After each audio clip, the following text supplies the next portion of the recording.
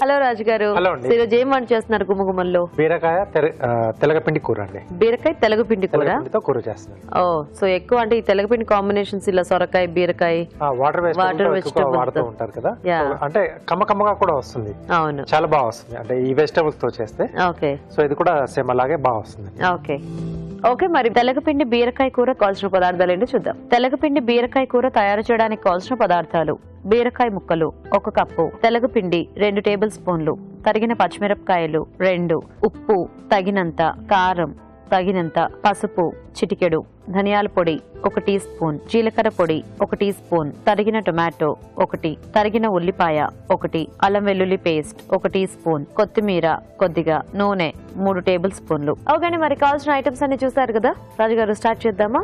ఓకేనండి. సో ఇక్కడ బీరకాయని మనకంటే కావాల్సిన సైజులో, కొద్దిమంది చిన్నగా తీసుకుంటారు, కొద్దిమంది పెద్ద సైజులో తీసుకుంటారు. సో కొంచెం ఏంటంటే మనకు లేతగా ఉంటే ఈ కర్రీ కొంచెం టేస్టీగా వస్తుంది. ఓకే, సో ఆయిల్ ఇస్తారా?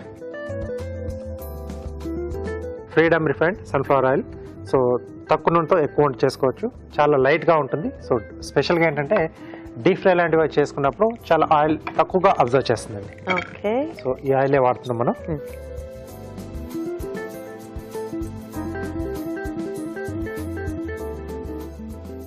ఉల్లిపాయ ముక్కలు,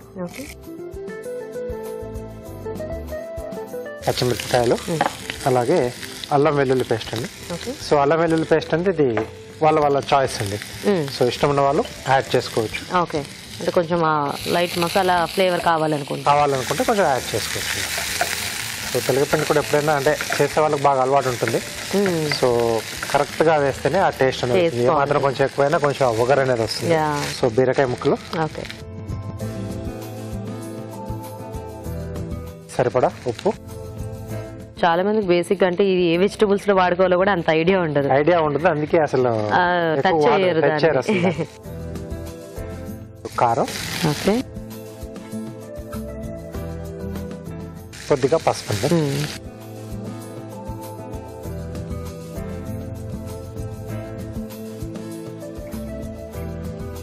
సో ఈ ముక్కలు మనకు కొంచెం మగ్గితే, సో కొంచెం టమాటాలు కూడా ఇక్కడ పులుపు కూడా కొంచెం యాడ్ చేస్తున్నాను నేను. ఓకే, సో ఆ టమాటో ముక్కలు అవి యాడ్ చేసి అవి ఉడికిన తర్వాత సో ఆల్మోస్ట్ మనకి ఇంకా అయిపోవడానికి దగ్గర. ఓకే, సో మూత పెట్టేసి కొంచెం మగ్గిచ్చేద్దామండి. ఓకే రాజు గారు. ఓకే అండి, ఇక్కడ బీరకాయ ముక్కలు మగ్గుతూ ఉంటాయి, ఇలాగో మనం చిట్కా చూద్దాం. ఇప్పుడు మీకోసం మొదటి చిట్కా. ఎక్కువగా ఎండలో తిరగడం వల్ల, వేడి వాతావరణం వల్ల చాలా మందికి వడదెబ్బ తగులుతూ ఉంటుంది. వడదెబ్బ తగిలినప్పుడు వెంటనే చాలా మంది చేసే పొరపాటు ఏంటంటే చల్లటి ప్రదేశానికి ఆ వడదెబ్బ తగిలిన వ్యక్తిని తీసుకెళ్తూ ఉంటారు, ఏసీలో ఉంచేస్తూ ఉంటారు. అలా వెంటనే ఏసీలోకి తీసుకెళ్లడం వల్ల వడదెబ్బ మరింత ఎక్కువయ్యే ప్రమాదం ఉంది. అందుకని నార్మల్ టెంపరేచర్ ఉన్న ప్రాంతంలోకి తీసుకెళ్లి అక్కడ కాసేపు రిలాక్స్ అయిన తర్వాత కీరా ముక్కలు కానీ లేదా కొబ్బరి నీళ్లు కానీ చల్లటి మజ్జిగ కానీ ఇచ్చినట్లయితే ఈ వడదెబ్బ నుంచి ఆ వ్యక్తికి ఈజీగా రిలీఫ్ దొరుకుతుంది. ఓకే, మరి చిట్కా చూసేసారు కదా, చూద్దామా రాజు గారు? ఓకే, సో కొంచెం దగ్గర కూడా వచ్చేసిందండి. ఓకే, సో ముక్క విరుగుతుంది. ఓకే, సో ఈ స్టేజ్లో టమాటో ముక్కలు యాడ్ చేసుకుందాం.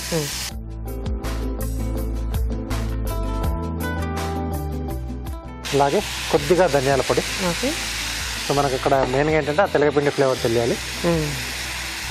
కొద్దిగా జీలకర్ర పొడి. ఓకే, సో కొన్ని సీజన్స్ లో కొంచెం బాలింతలా అలా ఉన్న వాళ్ళకి కంపల్సరీ చేసే ఐటమ్స్ లో కంపల్సరీ అది వేసి పెడుతూ ఉంటారు. కొంచెం పల్లెటూళ్ళలో అయితే కాస్త ఈ వంటలు బాగా అలవాటు. సో అంటే పరిస్థితికి అంటే తగ్గట్టుగా ఫుడ్ ఐటమ్స్ అలా మారుతూ ఉంటాయి. అంటే కొంచెం ఇలాంటి వాటమంతా కూడా కాస్త అంటే ఆ పెద్దవాళ్ళ దగ్గర నుంచి వచ్చింది కదా, అది ఫాలో అయ్యే వాళ్ళకి తెలుస్తూ ఉంటాయి. ఇప్పుడు వంటలు నేర్చుకునే వాళ్ళకైతే అసలు వీటి గురించి నాలెడ్జ్ ఉండదు. తినాలన్నా కొంచెం భయపడుతూ ఉంటారు, ఎలా ఉంటుందో ఏంటో. అసలు చూసినా కూడా అంటే ఇది ఏంటో కొత్త రకం పిండి అని అనిపిస్తూ ఉంటుంది వాళ్ళకి. మనం కూడా తెలగపిండితో చాలా వెరైటీస్ చూపించాము. సో ఆల్మోస్ట్ అంటే మన షో రెగ్యులర్ గా ఫాలో అయ్యే వాళ్ళందరికీ కూడా దాంతో అన్ని రెసిపీలు వాళ్ళ దగ్గర ఉంటాయి ఖచ్చితంగా. సో కొంచెం తెలగపిండి, ధనియాల పొడి, అలాగే జీలకర్ర పొడి కూడా యాడ్ చేశాను కదా. సో ఆ రెండు కూడా అంటే చాలా మంది అసలు యాడ్ చేసుకోరు.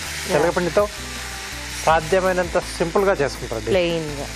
సో సో దీంట్లో ఏంటంటే ముందుగా అదే ఉల్లిపాయ కానీ అల్లం వెల్లుల్లి పేస్ట్ ఇవన్నీ కొంచెం లైట్ మసాలా అని చెప్పాను కదా. సో కాబట్టి నేను దీంట్లో యాడ్ చేశాను. బట్ అది లేకుండా కూడా చేసేసుకోవచ్చు, మంచి కమ్మగా వస్తుంది. మెయిన్గా ఏంటంటే ఆ తెలగపిండి ఫ్లేవర్ అనేది ఎక్కువ తెలుస్తూ ఉంటే కూడా బాగుంటుంది. కొద్దిగా వాటర్ వేస్తారా?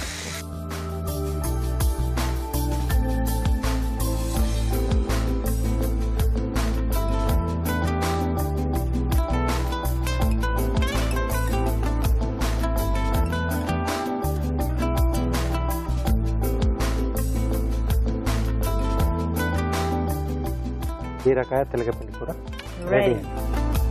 ఓకే అండి, మరి తెలగపిండి బీరకాయ కూర టేస్ట్ చూసే ముందు తయారీ విధానం ఇంకోసారి చూద్దాం. తెలగపిండి బీరకాయ కూర తయారు చేసే విధానం: ఒక పాన్ లో నూనె వేసి ఉల్లిపాయ ముక్కలు, తరిగిన పచ్చిమిరపకాయలు, అల్లం వెల్లుల్లి పేస్ట్ వేసి వేయించాలి. దీనిలో బీరకాయ ముక్కలు, ఉప్పు, కారం, పసుపు వేసి వేగనివ్వాలి. తర్వాత టొమాటో ముక్కలు, ధనియాల పొడి, జీలకర్ర పొడి వేసి కాస్త ఉడకనివ్వాలి. ఆ తర్వాత తెలగపిండి వేసి బాగా కలుపుకోవాలి. ఆపై కొత్తిమీరతో గార్నిష్ చేసి సర్వ్ చేసుకుంటే తెలగపిండి బీరకాయ కూర రెడీ.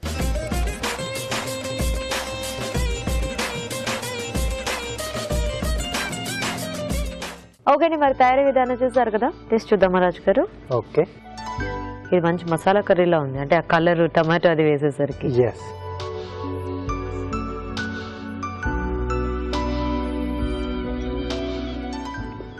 బాగుంది, డిఫరెంట్ గా.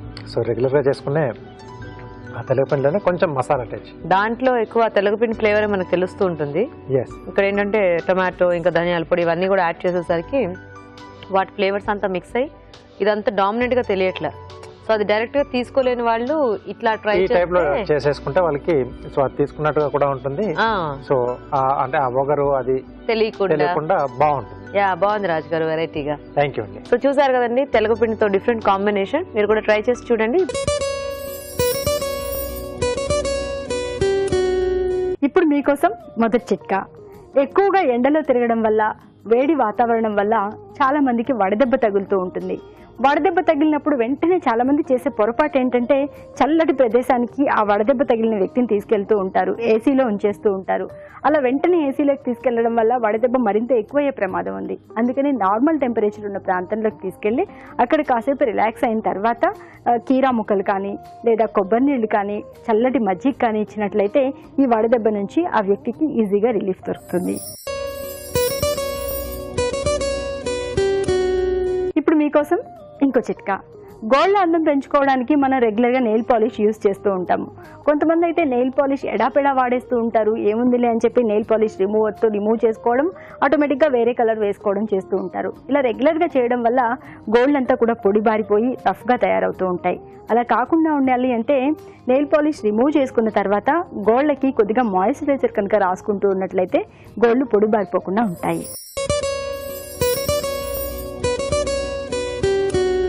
ఇప్పుడు మీకోసం ఇంకో చిట్కా. చాలా మంది ఇంట్లోనే నలుగు పిండి తయారు చేసుకుని వాడుకుంటూ ఉంటారు. ముఖ్యంగా చిన్నపిల్లలకి ఎక్కువగా వాడుతూ ఉంటారు. అలాగే ఈ సమ్మర్ సీజన్లో కూడా సోప్ బదులు నలుగు పిండినే వాడుకుంటూ ఉంటారు. మరి ఈ నలుగు పిండి కొద్ది రోజుల పాటు తాజాగా ఉండాలి, పురుగు పట్టకుండా ఉండాలి అంటే ఎండబెట్టిన వేపాకును పొడిలాగా చేసుకుని ఆ పొడి కనుక ఈ నలుగు పిండిలో కలిపి వాడుకుంటూ ఉన్నట్లయితే చర్మానికి మరింత మేలు జరుగుతుంది.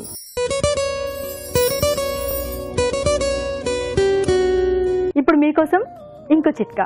కొద్దిమంది తెల్లటి ఇడ్లీలు తయారు చేస్తూ ఉంటారు. చాలా మృదువుగా మల్లెపువ్వులాగా ఉన్నాయి. ఇలాంటి ఇడ్లీలు మనం కూడా తయారు చేసుకోవాలి, ఇందుకు ఏం చేయాలి అని ఆలోచిస్తూ ఉంటారు. అలా ఆలోచించే పని అయితే ఈ చిట్కా ఫాలో అవ్వండి. ఏం లేదండి, ఇడ్లీ పిండి తయారు చేసుకునేటప్పుడే అందులో 2 చుక్కల ఆముదం కనుక కలుపుకొని ఇడ్లీ పిండి తయారు చేసుకున్నట్లయితే ఇడ్లీలు తెల్లగా సాఫ్ట్గా వస్తాయి. కానీ జాగ్రత్తగా గమనించండి, 2 చుక్కలు మాత్రమే వేసుకోవాలి, ఎక్కువ ఆముదం వేసుకోకూడదు.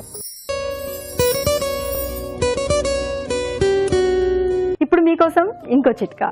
ఎండుమిర్చి కనుక చాలా రోజులు నిల్వ ఉంచినట్లయితే నల్లబడిపోతూ ఉంటుంది.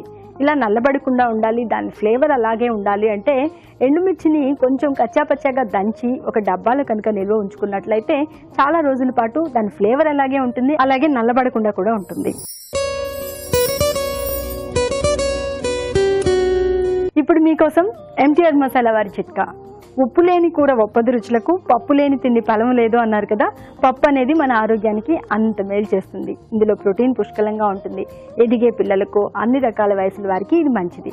కానీ పప్పు తొందరగా ఉడకదు అని చెప్పేసి చాలా మంది పప్పు చేసుకోవడానికి ఒక్కోసారి ఇబ్బంది పడుతూ ఉంటారు. ఏం లేదండి, ప్రెషర్ కుక్కర్లో పెట్టేసి పప్పులో కొద్దిగా నూనె కానీ డాల్డా కానీ వేసుకుని ఉడికించినట్లయితే పప్పు చాలా త్వరగా ఉడికిపోతుంది. హ్యాపీగా కావాల్సిన రకంగా వండుకొని తినచ్చు.